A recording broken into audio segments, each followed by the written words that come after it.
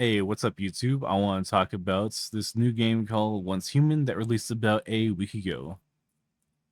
So, something important to note is that when starting up this game, make sure that you start on the server that you want. If you plan on playing with friends, make sure all of you are on the same server because swapping servers is fairly difficult. So you can only have one character on your account at the moment. This may change in the future, but at the moment it's just one character. So if you decide to change servers or change the world on those servers, your character will completely reset to base level starting at the start of the game. Also, another note about the servers, they plan to wipe the servers completely every 6 weeks, and this may turn off a bunch of people. The game is pretty fun. It has pretty good range combat options, gathering, crafting. It has dungeons, it has good social interactions. You can group up with random people on your server. Again, if you plan on playing with friends, make sure you guys are in the same server. So if you are on a different world for that server, you need to transfer in onto the same world. Once you start the game, you can go to a teleportation beacon and you'll see an option to change the world that you are on. There's lots of talk about this and how dumb it is, but it's how they decided to make the game. All right, so getting into the gameplay. The gameplay is pretty enjoyable, especially like the range combat. You can notice a few janky interactions here and there, but I went completely free to play on this, and I don't see any pay to win elements at all in this game. There are also PvE and PvP servers. So if you play something like some of those survival crafting games for PvP, like Rust, like that Conan Exiles game, or maybe DayZ, going onto a PvP server might be enjoyable to you.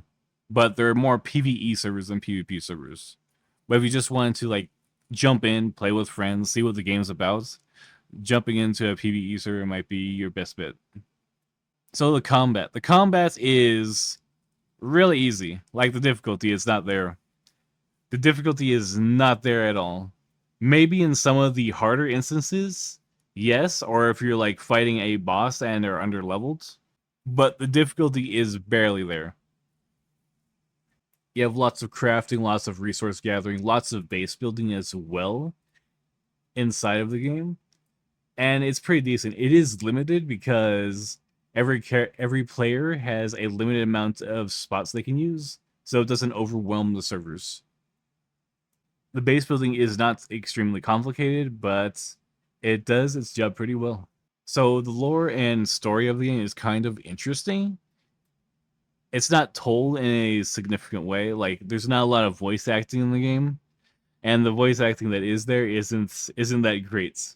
Some of the interactions in the story are kind of look a little jank, especially to some of the other games. But I love the background of the story and lore of the game and how mysterious and interesting it looks.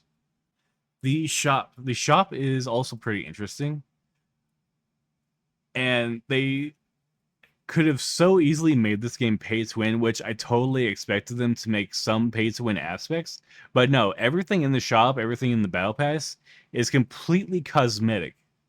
There is absolutely no pay to win that I can tell at the moment, but it's so easy. As soon as they make something like they make the unique resources or star crumb in the game available in the battle pass or available to purchase, then it's going to be a little bit pay to win. It's also important to note that when they reset the servers, your entire character will get wiped. So if you want to like swap to a different server or a different PvP, PvE server, you can do so after your character is wiped. When characters wipe, you will keep all of your cosmetic blueprints. That's important. Cosmetic blueprints. None of the weapon blueprints, armor blueprints, your base, all of your resources, all of your level progression on your character will be completely gone. And this will turn off a lot of people. But after over 30 hours for a completely free game, I got a ton of free entertainment and will probably play this game occasionally, every now and then. For a completely free game, it is pretty good. It's definitely a trip. And the unique world and backstory and lore of the game is something interesting to discover as well. All right, so inside of the game, there is this resource called Starcrum. You get Starcrum by completing certain missions, side objectives, defense missions, bosses. There's a ton of ways to get the Starcrum. So Starcrum is what you use for the wish system in the game. In your base, you can build a wish machine, or in certain settlements, the main fast travel points in the game, you can actually find a wish machine.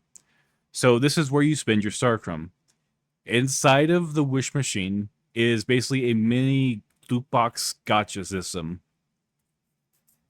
So when you roll for this, you have a chance. You're obviously going to want to go for the legendary armor blueprints, legendary weapon blueprints, and after you create these blueprints, you can actually create these items from your workbench. So these are the items in the game that grant significant buffs and allow you to create the best weapons in the game. It is through this wish system.